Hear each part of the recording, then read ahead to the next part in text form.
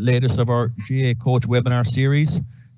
We have Gerard O'Connor, who's Games Manager in Dublin, and Gerard is going to talk to us about transition from defence to attack. The presentation itself is due to last for about 45 minutes or so, so we might have a little bit of a chance for questions and answers at the end. You'll see on the right-hand side of your screen that there's a little speech bubble with a question mark in it. That's a space for you to put in a question or a comment that you or Ger and I can relay to him before or later on during the session. So if anyone has any questions or comments like that, please do so through that Q&A part of the webinar. So Ger, if you're ready, you can work away with the presentation and I'll leave it up to you. Okay, thanks a million, Peter. Hello everyone, and hope you're all staying safe and enjoying your time to reflect as a coach. So as Peter said, tonight I've been asked to talk about this whole idea from transition from defense to attack. So simply for me, what transition means is a change in mind, a change in action, and a change possibly in the field. So tonight I'm going to try and talk you through what transition looks like from defense to attack. So if we think about it, a team's transition is the reorganization that is necessary, maybe as a result of winning possession or losing or conceding possession. So a team's attacking transition after winning possession is the reorganization from defense into its attacking play. And then likewise, so a defensive transition after conceding possession, in which it reorganizes from an attacking play to a defensive play. So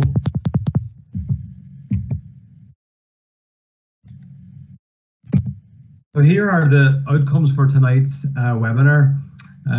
So first of all, we're just going to use the analysis to help us see the facts. And I suppose the analysis helps in terms of what we do on the training field and also can give feedback to players. Identifying the principles of attack and defense.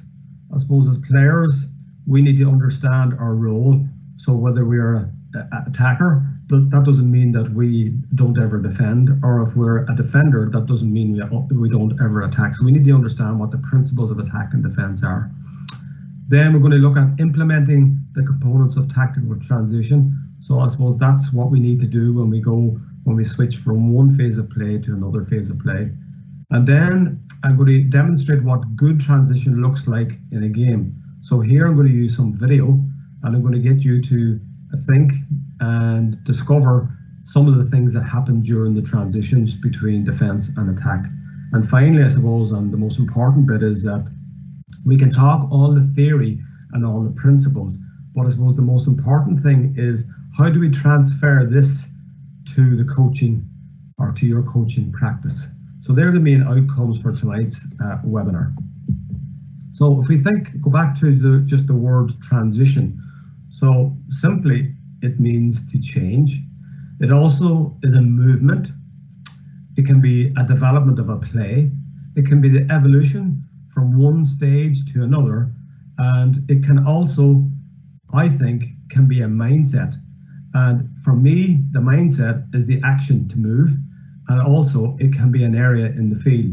So when we go from a defensive area to an attacking area is the area within the field. So here is a pitch that's set up. So typically sometimes I would do this in training. And the whole idea is to give pictures or to give players a mental or a picture of what the field looks like in terms of attack and defense. So if we think about the red area is the attacking area. So here is where most of scores come from, the red zone. So for attackers, this is where we should be shooting from. It also paints a picture in the forward's mind that really, if they're shooting outside that area, it's probably not a good idea. Likewise, from the defensive end, what we want to do is we want to get players to tune into the notion that this area is danger. So if the opposition are coming in here, we need to get tackles in, we need to delay them, we need to dispossess them, and then we need to be able to move the ball out of that area as quickly as we can. So those two areas are key. And the piece in the middle is really the transitional area from where we move from defense to attack. So transition can happen anywhere, even though I've suggested the whole notion about a transitional area, but it can happen at any area of the field. So the team that some teams trot back into the defensive area and they just forget about the forwards coming down the field, and they get lots of bodies in and around that area and hope that they're going to be able to stop the forwards from scoring. So the whole idea here is just to cover off that area, and then also from a transitional point of view, what we want to look at is the rapid movement from one area of the field to another. So if we think also in terms of defence, we're closing the door. We don't want anybody to come in. And in attack, we think about opening the door. So if you think about those two things and paint the picture in a player's head, closing the door means closing the space and not letting anybody to come in. Opening the door means wide, and players love these phrases because they trigger images in their head. So what I want you to do is, maybe as a way of maybe just getting into the session and for me to have some bit of interaction, because this is all new for us here in terms of developing coaches and communicating with coaches. So as a Gaelic, in Gaelic football, it's difficult, sometimes impossible for coaches to notice and remember all the key facts that occur during the game. So you're equipped only maybe with the knowledge of your sport or the powers of observation. So trying to have a look at these pictures, what I want you to do is I want you to see there's more than one interpretation of the picture. So what I want you to look at is a number of images, and I want you to think what you see. Okay, so we'll start off first of all. We'll just maybe take 5 or 6 seconds for each one. So the first one I'd ask, is it a duck or a rabbit? Okay. How many legs has the elephant?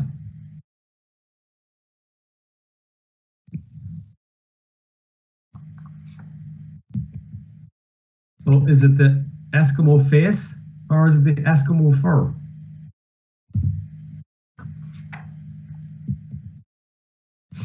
Here, do you see a young woman or an old woman?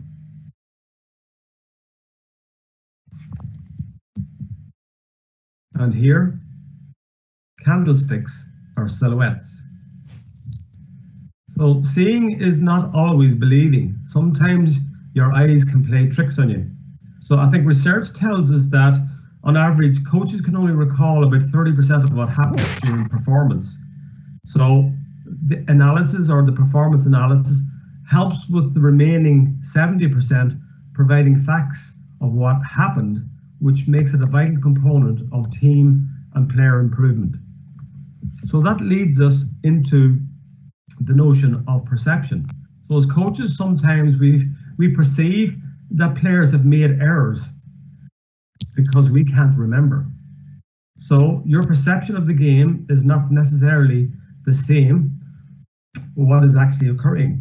Opinion is your opinion and perception is your perception. Do not confuse them with the facts.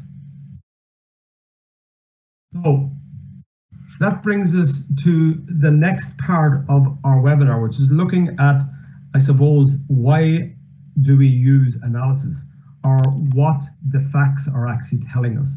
So the facts of the game help us to focus on the key performance aspects that we want to improve in our coaching. So it gives clarity to things that we need to focus and have deliberate practice on. So for this next little piece, what I want to do is I want to give, before I give the facts, I want to give sort of a clear definition of what a turnover is, because there's sort of a little bit of confusion around it. And for me, this is how I define a turnover. So basically, you have possession, someone takes it off you. That's a dispossession. You have possession and you give the ball away because of pressure or poor execution. So there are two notions about turnovers. Also on the right hand side, you can see turnovers can happen as a result of a 50-50 pass being dispossessed, a poor execution of a hand pass or a kick pass, somebody being fouled, or maybe a ball being dropped short into the goalkeeper's hands.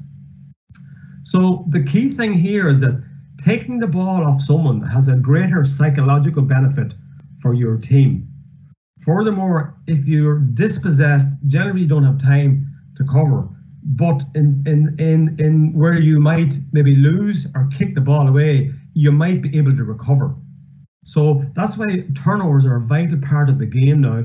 And so what I want you to do is have a look at some of these stats here, and I want you to maybe think how they might relate to restarts or kickouts. Have a guess yourself what they might mean, what you think they might mean.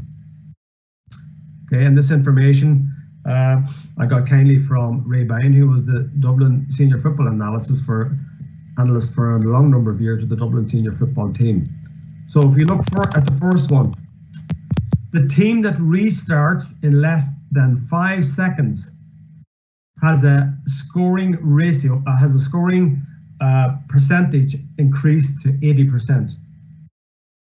So that's vital. So our kickouts are the areas that opportunities to regain the ball, but there's also opportunities for turnovers as well. The other clock relates to teams that take longer than 5 seconds. So between 5 and 25 seconds, their scoring ratio goes down by 20% when they take longer. It stands to reason the opposition can get organised, people can mark up, the options can be cut down. So, for example, if a team is marking very tightly and there's a short kick out or a restart, then there's an opportunity for a turnover. And if you turn the ball high up the field in an advantageous position, then you have a great chance because you're closer to the scoring end to get a score. Here, again, are some facts. These facts, first of all, are around turnovers. So maybe have a think about what they might relate to. So, did you know that winning teams have a significantly higher number of turnovers than losing teams? Now that could mean that the team has dispossessed the opposition more, or it could mean that the opposition were wasteful with the ball. So turnovers is the key part of the game now that we should be focusing in on as coaches, because it highlights that key part of the game. The other thing, the 6 relates to teams, the good teams that get a turnover usually score within 6 seconds. So a good team will have the ball over the bar under 6 seconds. So I see a lot of matches and I look at a lot of games, and you see teams that have turned the ball over and they take slow transition to get the ball up the field. Their scoring percentage goes down the longer it takes them to get up the field. So these are just simple things for us to remember. So teams that move the ball slowly don't really understand the counter-attack. That counter-attacks must try and catch the opposition out of position and off guard. And I suppose the whole idea of that is because teams are cute. If a turnover happens, they'll slow the opposition down. They'll create a foul, what might look like a technical foul, but what they're doing is they're getting themselves back so that they can organise the defence and that they can get into that formation so that they can minimise the time or the scoring chance. Also, I like to use trigger words when I'm coaching my teams, and the one thing for me is that the minute the ball goes over the bar, that's a transitional period, because the ball now is going to be coming back out the field and we have to be ready in order to attack that ball or to try and win it back. So being ready is a key thing. It's a mental thing, and for players, telling them to switch on, stay alive, are some triggers that help to do that.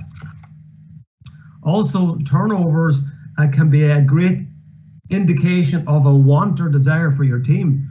It can also be a tactical setup, but the question I'd pose to you is, which comes first? Is it the tactics or is it the want and desire? And sometimes the want and desire can be far outdo any tactical nuances. Here, I got some analysis from Owen McNichol and Ulster GA, and here we were looking at the Ulster final from 2019, and these are the facts or the stats from that particular final between Donegal and Tyrone. Donegal had more turnovers than Tyrone. Donegal were patient, organised and disciplined in their defence, and they counter-attacked at pace, and they exposed Tyrone's gaps in defence. So here it emphasises and highlights the importance of turnovers in terms of the winning team. They had more than Tyrone, they won the match. Again, some analysis to focus in on, and this is from Bradley and O'Donoghue 2011, and this relates to when a team counterattacks or when a team has transitioned. So in most cases, the first or second pass is going forward. That's the first thing. The next thing is that we see that the importance of the first initiated pass. So the stats tell us that counterattacks or transition commence that have a greater return in terms of scoring commence with the hand pass first. So if you can see here, only 12% of counterattacks initiated with a kick pass resulted in a score, compared to 25% with a hand pass was used. So that is a key part in terms of moving the ball quickly, so that maybe the ball can't be slowed down, and also it's a higher return on our scoring rate. So that's a look at the analysis piece. So I'm just going to move on now to the principles of attack and defense. Okay. So, sorry, just one other stat. I just put this in today from Mangan 2019 and looked at the distances covered by Gaelic footballers over 60 minutes. So you can see here the half-backs, midfielders and the forwards are covering a massive amount of ground in the modern game. And that's because they have to be mobile in order to support both defence and attack.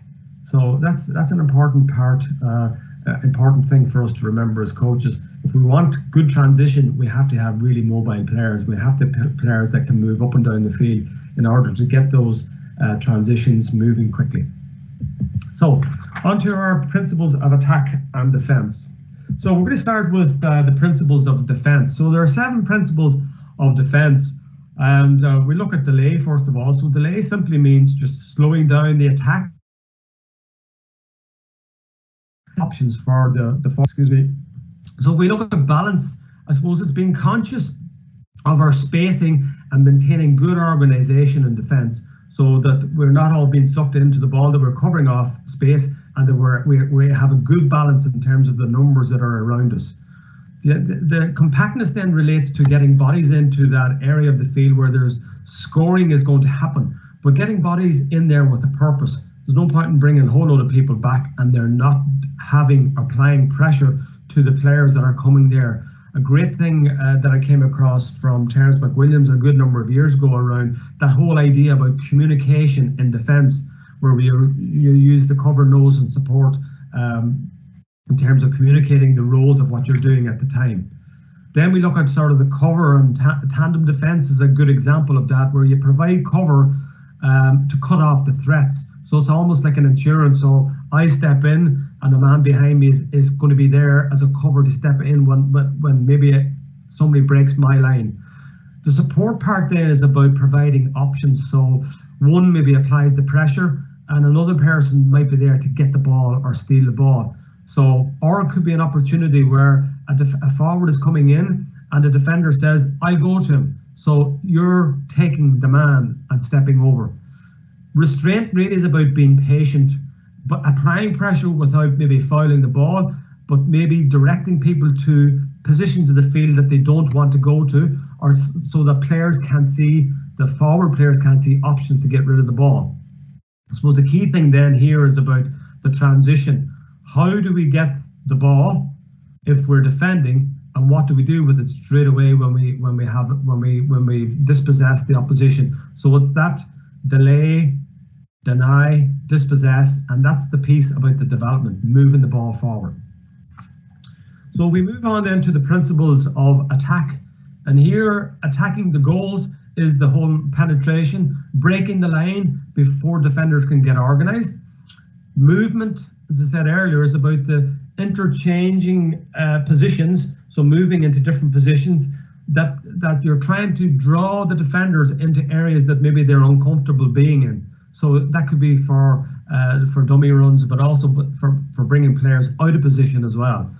And then width is about creating space wide, exploiting the wide channels, which sometimes can give you real scoring threats in the center of channels also. Support, then just, I suppose, off the shoulder support, either left or right, or the possibility of a backdoor support, and also can be some delay runs too. Creativity is a key one for the principle of attack, because this is the unpredictability that maybe can unhinge a defense.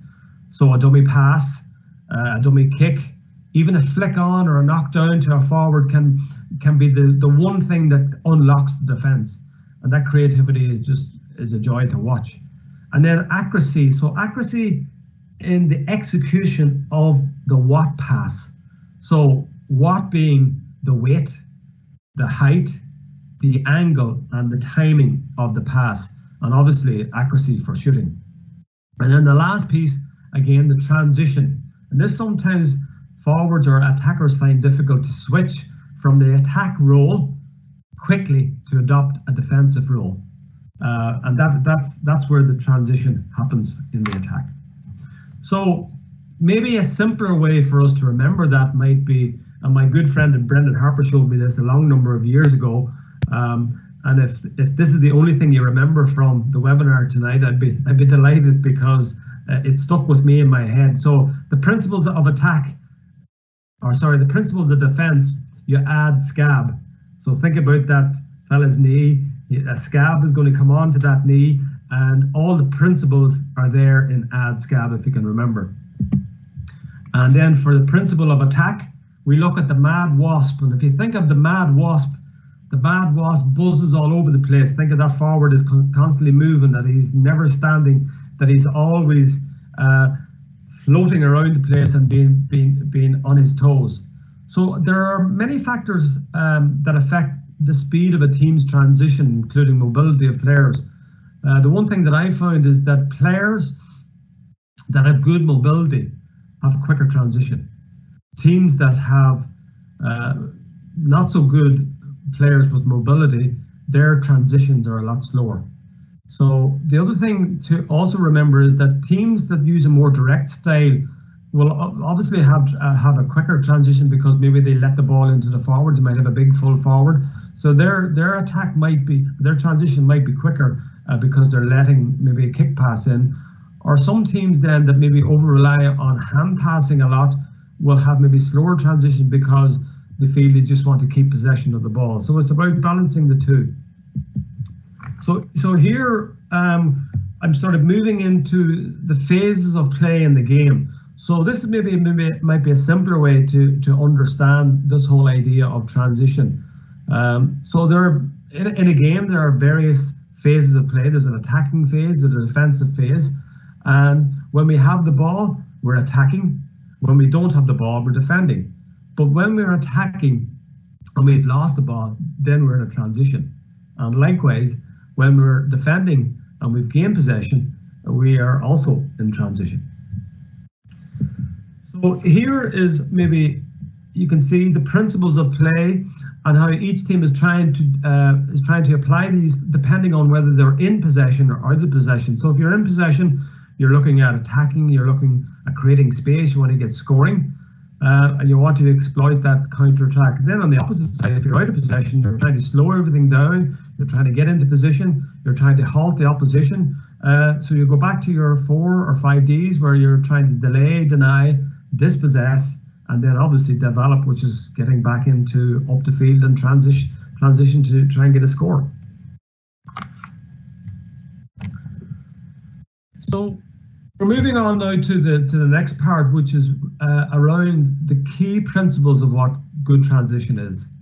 And I feel that looking at these, any team, any coach can really focus on these. So we look at the first thing is speed is essential. The slower you go, the easier it is for opposition to get organised, to stop the attack, to slow things down. So speed has to be the essence. Speed of thought, but also speed of movement. So it's not just one or two players that are moving, but a whole unit within your team is moving to try and create as much diversion and as much pressure on the opposition.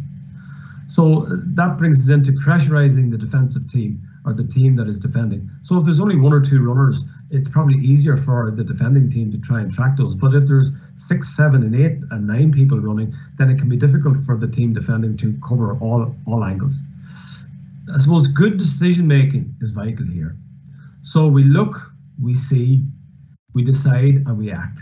And when you think about the really, really good players, they always play with their head up.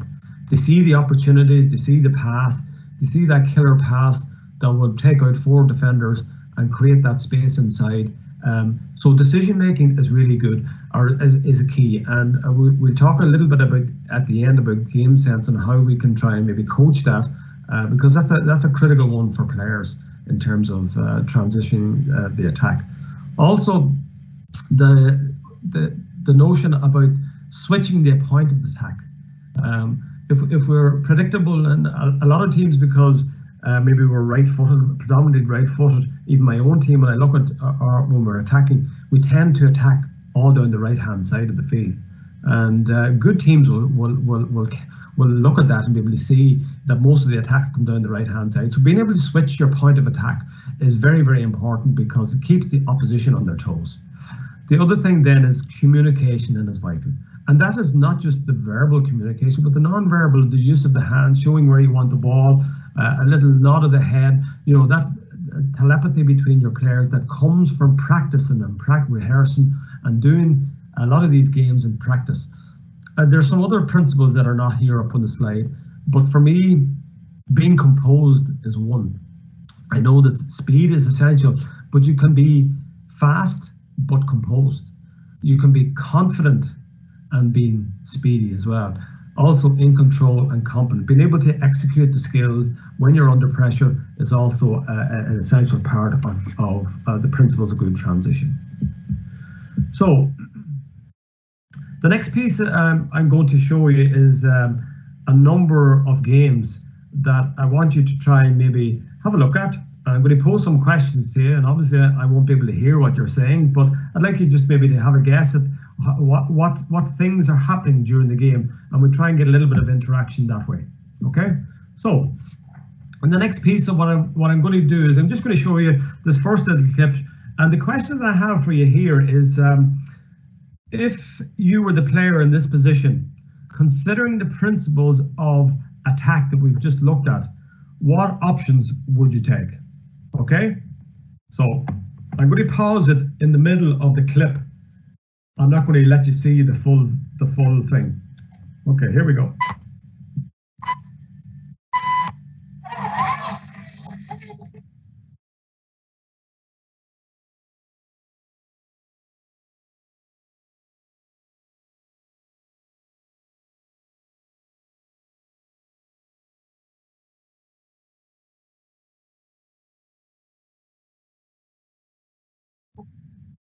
Okay, so question I have for you, what option would you take? You're the Garchin footballer in the Tipperary colours, heading up the field, attacking just after turning the ball over.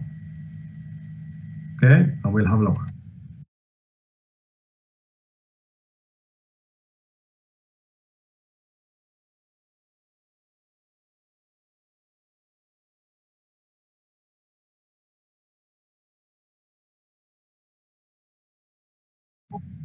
Okay, so the transition deep in their defence, breaking at speed down the middle, and they obviously have a good coach. The next one, again, if you were a player in the position, considering the principles of attack, what option would you take?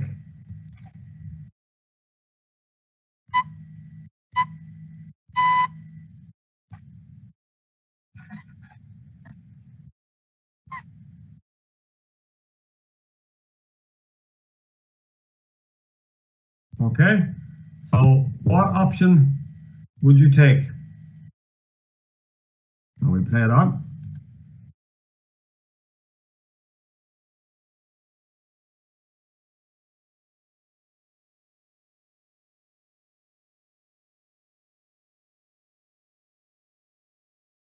So sometimes letting the ball in directly is the quickest way to get the ball up the field. So the next one, what I want you to do in this one is I want you to count the number of passes from the transition to the score. Okay?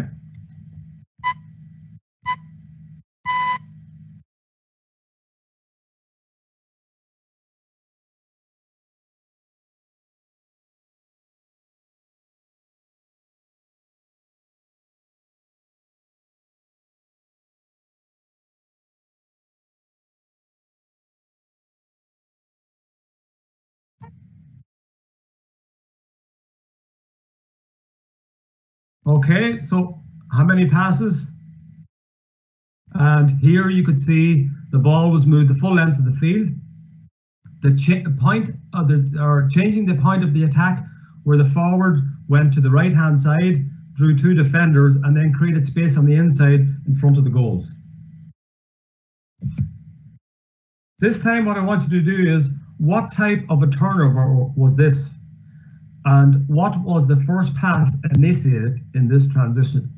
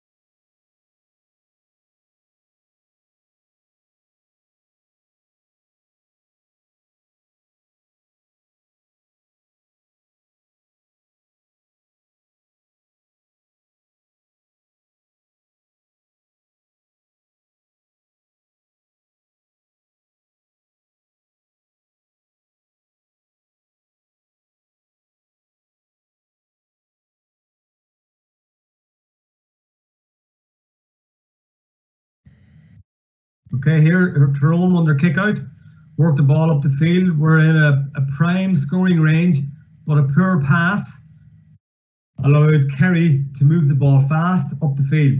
Hand pass was the first one, so the turnover was poor execution of a pass as opposed to dispossession. And Kerry made 4 passes to unlock the Tyrone defence and scored the winning goal. Okay, here, what I want you to do is I want you to look at the short restart and a high press. Okay?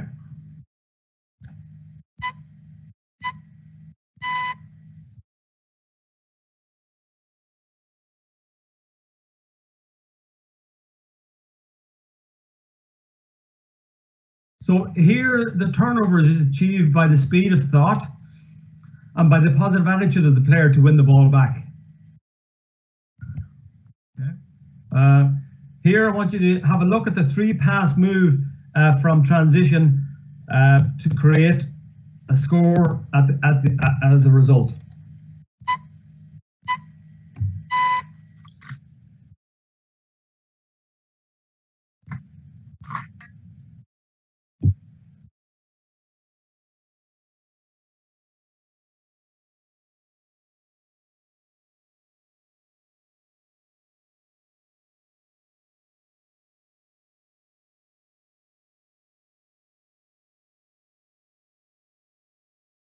So here you could see some of the principles of attack.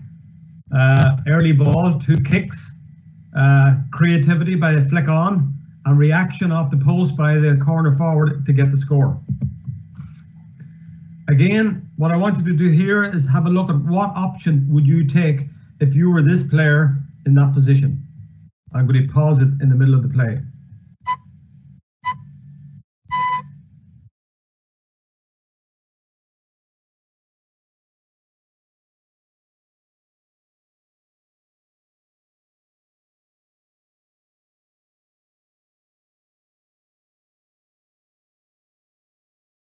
Okay, so turnover, pure pass, as opposed to dispossession. What option would you take if you were the player? You've probably seen this one before.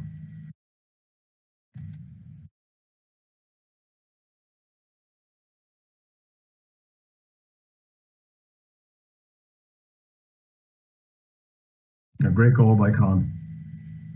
Okay. The next one here, again, what option would you take if you were the player in blue?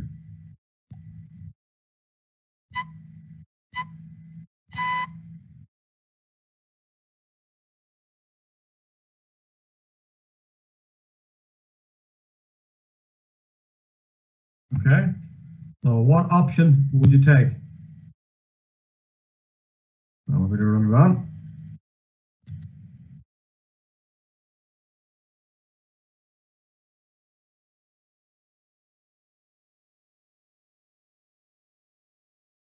Fantastic goal by St. Pat's. Okay, and the last one. So again, here what I want you to do is have a look at what option would you take. This time it's the player in white, just after winning the breaking ball from the midfielder.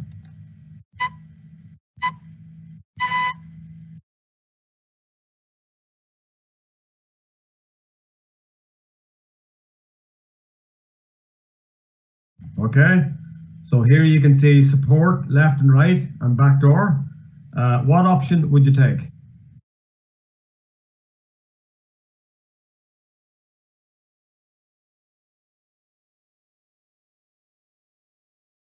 And again, you can see that creativity of the dummy bounce in order to make the forward or the goalkeeper make a decision, and it was an easy goal in the finish.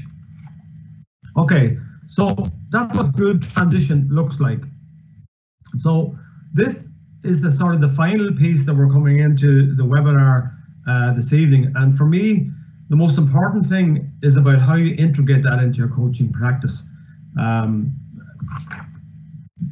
A piece of research that I came across recently, and it was in Australia, and the research looked at both Aussie rules and rugby, and it was around this whole idea of making sense of game sense. So I suppose the notion of moving away from the traditional drill orientated training to games-based coaching has been researched.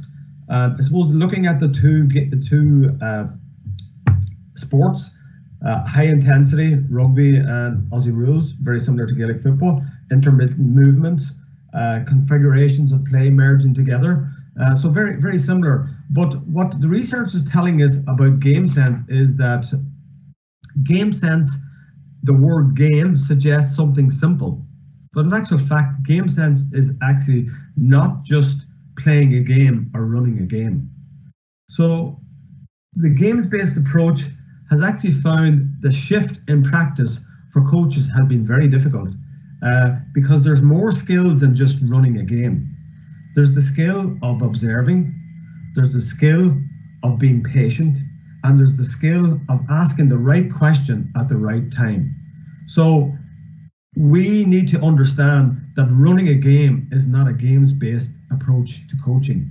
Running a game and using, I think Niall Corpin talked about it last week or the week before, freeze, frame, and replay. Asking those questions: what option did you have there? Where would you go to next? Who was on your left? What option had you got on your right? So here is a game that a very good friend of mine, the late John Morrison, who he would have mentored me over the years, and he and myself published a book called Give Us a Game and Creative Game Sense, and a lot of the games are in this book that we use. So this first game that we're going to look at is called the two ball game. It took a long number of sessions before the players that I've been coaching could really get a hang of this, because the level of concentration in this has brought it to a new level. So if you can imagine, the goalkeeper in football or hurling kicks out a ball and directly after kicks out a second ball. The purpose of the game is that whoever wins possession attacks. And in actual fact, the blue team could be attacking and the red team could be attacking. So you almost have two games within the one game. And somebody kept saying to me, but this never happens in a match. You never get two balls kicking out. But the principle of the game is not about that there'll be two balls in play. It's that you focus in on either attacking or defending. Do you go to the ball? Do you try and get the ball off somebody? Do you support the runner? Do you try and support another defender? So this was a massive learning point for me in terms of the game. Also, it also creates speed of thought and speed of movement. Here I also have another game that I'd like to share with you, and this is a little video that I'm going to show you of it in action. And here it requires the players to both switch on mentally but also have physical action. And this can be sometimes difficult for young players to switch from one to the other. It can be even difficult for adult players as well, I can tell you that. But the physical thing is fine. It's the mental thing, switching from one role to the other, can present a difficulty and can present a challenge for players. But the more you do it, the more you practice it, the better they become. It's like anything, the more you do, the skills become automatic. The key thing here is that there's a certain amount of communication. A lot of what happens is when there's no communication, then the mental thing doesn't kick in. So you have to be able to get players to use trigger words in order to get them to switch on, stay alive, be alert to the ball, whatever it is to engage the players. So here's a little video on turnovers count. So one team is coming out with the ball, and they have to advance past the defending team. They have to get out past the 45-meter line, and then they can begin their own attack, turn, and goals. So the yellow team are working out the field with the ball, and they're on. The blue team trying to dispossess. And the key thing here is that the blue team, if they dispossess, can shoot on sight, which really is the key in terms of when you turn the ball over, you can get real reward from working hard and dispossessing the opposition. The team working the ball out, they're slow, and they both create space. They get over here, gets turnover, a long hand pass. There we have a score. Okay, so actually shouldn't this.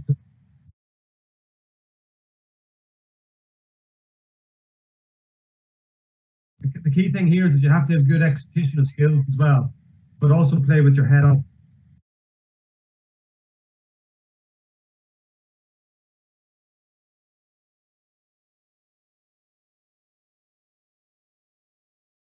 And obviously, if you're going to go into the tackle, you're going to have higher risk of getting that or dropping the ball, the turnover for the opposition.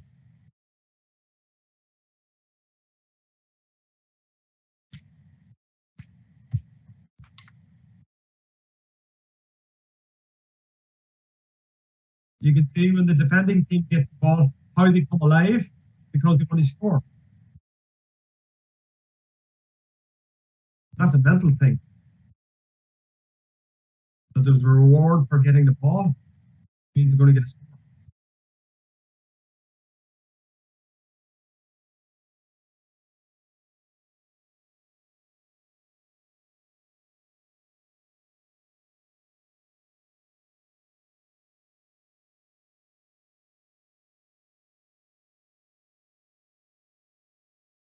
And the shot's on, we're in the scoring zone. Okay, and we're moving on to the next one. So here's another little video clip. This is a game again from my late good friend John Morrison, and John has created some fantastic games. Very insightful coach. Looked at the game creatively. Looked at how you could really get players to tune in the mental side of things. So this game is called 5-2. So one team has got 5 passes in order to get the ball up the field, and if the defending team turn the ball over or the other team loses possession, then the team that transitions the ball have only got 2. So this is a brilliant game for that whole notion about moving the ball quickly when you transition from defense to attack. It also is a great way to promote dispossession, speed of movement and thought as well. So the team with the kick out will have 5 possessions. We need the players to count out the passes so that we need to be going forward.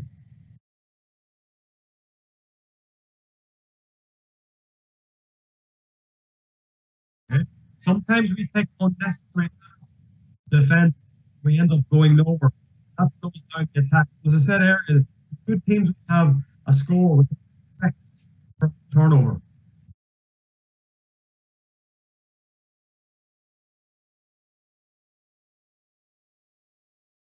And sometimes we have to take the risk of breaking past the defender in order to create some space. We can't just be going laterally all the time.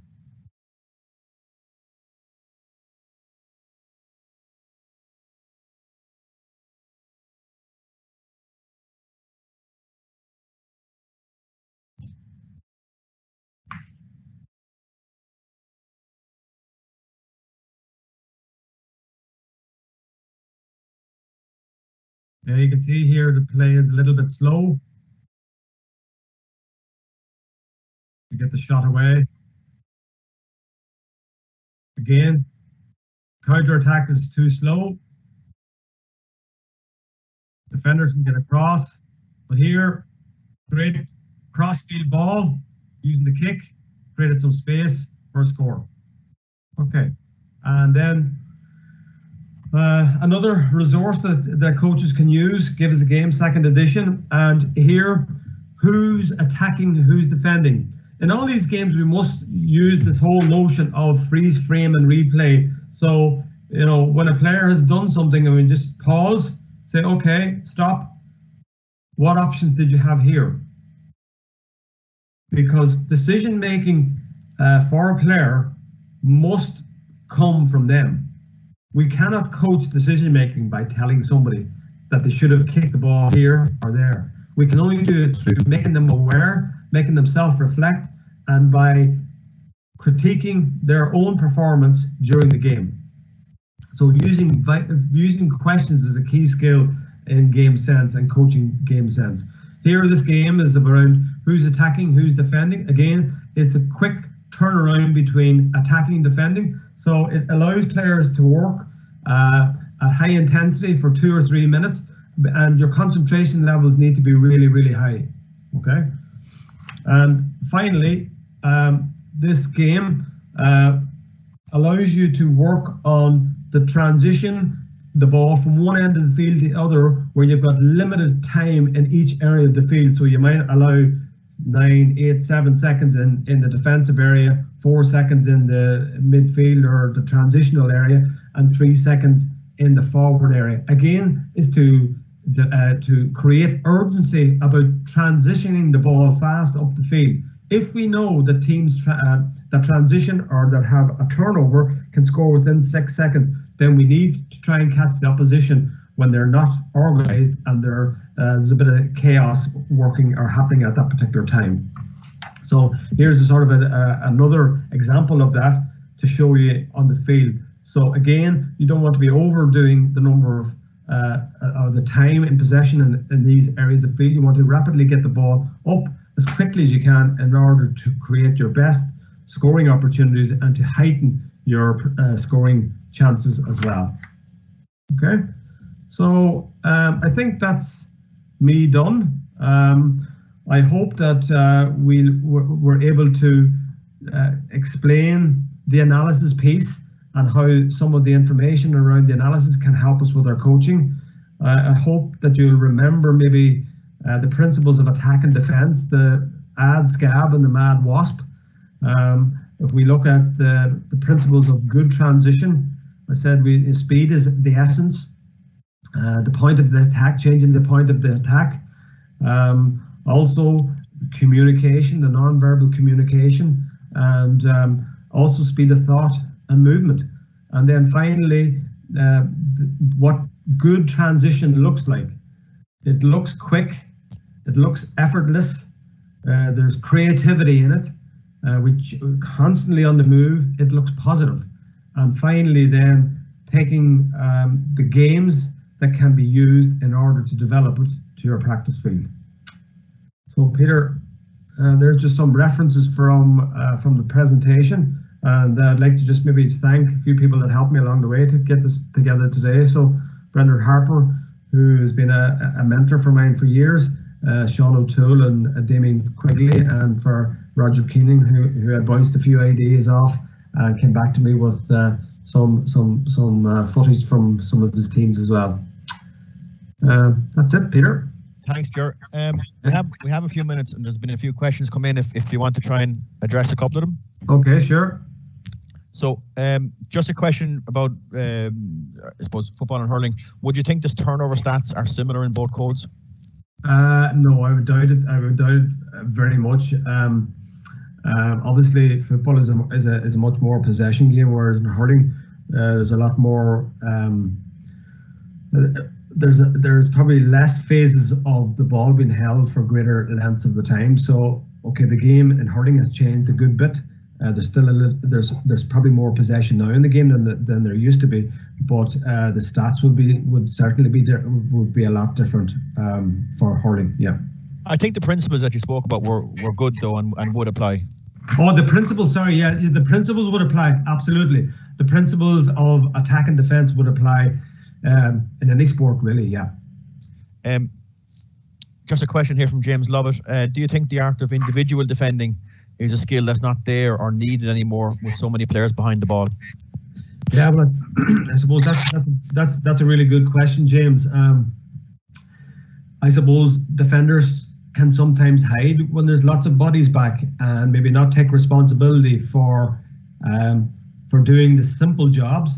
If you think about a defender, the first job is to man mark, and some players think they're marking and they're 2 yards away. So yes, I think in a way some players maybe have got off the hook because getting numbers back maybe lets them off the hook in terms of doing the basics first, which are marking, being tight,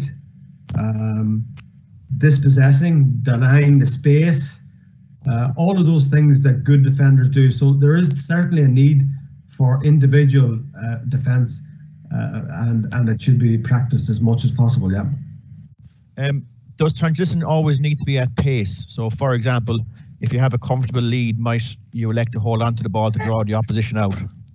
Yeah, I suppose so. You see teams that will be slow in their attack and they'll be methodical.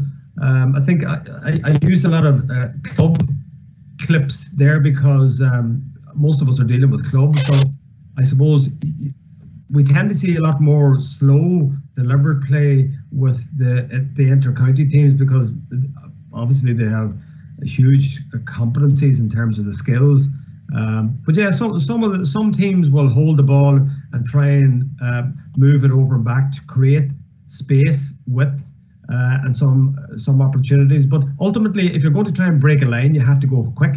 In terms of you have to either run at pace to create some space or some sort of confusion or diversion. But as you can see from the stats tell us that the teams that turn the ball over have scored within 6 seconds. So that's not to say that you won't score if you go slower, but it just means that your scoring percentages go up.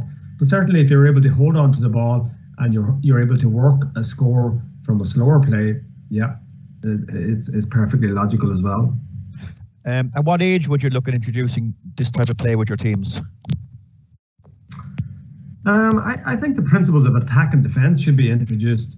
I mean, if you play a 1v1, you're automatically going to be getting players to think about, well, if I don't have the ball, what am I supposed to do? If you don't have the ball, you have to get the ball back off him. So that that's a simple principle in any game where you're encouraging players to be patient, to try and flick the ball away or to push the forward away from the scoring area using your body or shielding them out. So they're learning that principle of defending. Likewise, the forward is learning to be creative, because if you don't have a trick up your sleeve, whether it be a dummy solo or being able to have a dummy kick or turn a pace or use your shoulders to shimmy, you're not going to get away from the defender. So those principles of attack and defense be developed at a young age. But in terms of systems of play, I think you're talking about you're talking about 16 and minor upwards,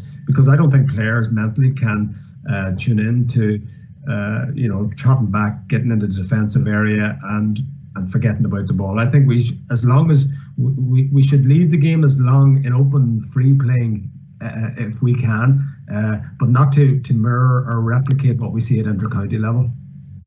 Thanks, Gerard. A question from Mickey Quigg. How often would you use the pause or freeze frame technique during, for example, a 10-minute game? I suppose it really depends. You don't want to be doing it too much, because it can piss the players off. If they're not getting continuity in the play. But really, it's about teachable moments or coachable moments. If you have a real brilliant piece of play or something that maybe doesn't look so good, and you want to make a really valuable insight for the players, well, I would freeze frame, and that might be, you might get 3, brilliant moments in a game, in a 10-minute game. You might only get 1. So it really depends on what it is you're doing. So if you're trying to highlight maybe support and defense, how you've got maybe a nose defender, and then you've got a cover defender, and you're somebody in behind, and that they're really doing that to a high level, you might just freeze it and say, okay, what was happening there, lads? And you get real sense of the players buying into the fact that you're actually rewarding and you're actually highlighting good practice. And likewise, when they're doing something that isn't good, and maybe there's an attack up the left-hand side or up the right-hand side, and the next attack is up the right-hand side, and all of a sudden you go, okay, hold it, where are we going again, lads? And all of a sudden the lads are thinking, yeah, well, look, we've gone 3, we're very predictable here, we need to change it up. So it really depends when those teachable moments happen.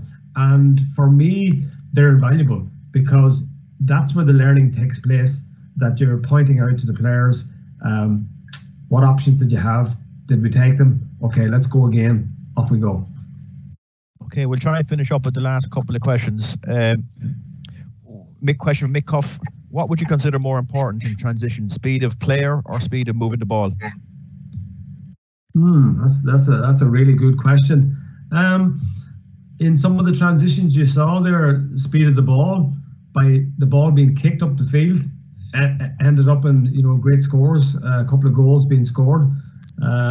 Speed of the player, I think I said before that the team that has really mobile players, their transitions are going to be quicker. So if your team is really mobile, through your hands can be a good option. But if you've got a good full forward who's got a great pair of hands and you can kick the ball into him, obviously the ball is going to go faster if you kick it in there through the hands. So it really depends on your team. But for me, I'd like to see a little bit more kicking in the game, and I think moving the ball through your feet, if you're proficient at kicking the ball, is can cut out a lot of pack defenses. Yeah. Okay, last one then. And the question was about hurling, but I think again the principle applies in both. Yeah.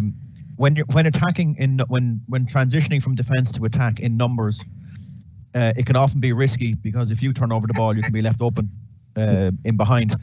How would you suggest counter-attacking in numbers but protecting your defence as much as possible at the same time? Okay, that's a brilliant question, because that's the risk you take. So I suppose that's where communication comes in with your team. Maybe that's something that you discuss with your players. So a lot of the time we use a +1. So what that means is if 3 of our backs decide to go up the field and we've got just three backs covering, well, we need a +1. So somebody drops back. So that means you have 4 defenders, and then the rest of the guys are going up the field. So that's just a simple one, but that's one that's sort of communicated with the team. So if everybody heads up and there's only 2 defenders back, there must be another one. So a +1. So that's one, and it can be anyone. It's not just like a sweeper, it's just an extra player. But that comes from practice. It comes from communication. It comes also from looking at your games and saying, well, did that work? How did it work? And you have to reinforce that all the time. You could be with a team for a number of years, and you know, some of these things take so long to bed in because players are used to how they've been playing for years, or you know, they go back to type under pressure. So practicing, you know, how you want to cover when you're counter attacking is something that you'd have to practice every night in training. Thanks, Ger. I think we'll leave it at that. I want to say on behalf of everybody on the call tonight to say just thanks to Ger for all the great work that he's put into this over the last number of weeks. You can see the quality of the presentation was superb. And also just for everyone to be aware that all the resources and all the materials that Ger has spoken about there, they'll all be available on the GA Learning website after this session. For those of you that are going to be joining us again, we have our next session next Tuesday. It's a Q&A session, and the coach in question on next Tuesday is Stuart Lancaster, who's the senior coach of Leinster Rugby, former England head coach also. Stuart presented at our Games Development Conference in 2018, and I've put a link on the learning page for the webinars and Q&A sessions that will bring you back to his presentation, that you can have a look and submit any questions that you want for Stuart for next Tuesday.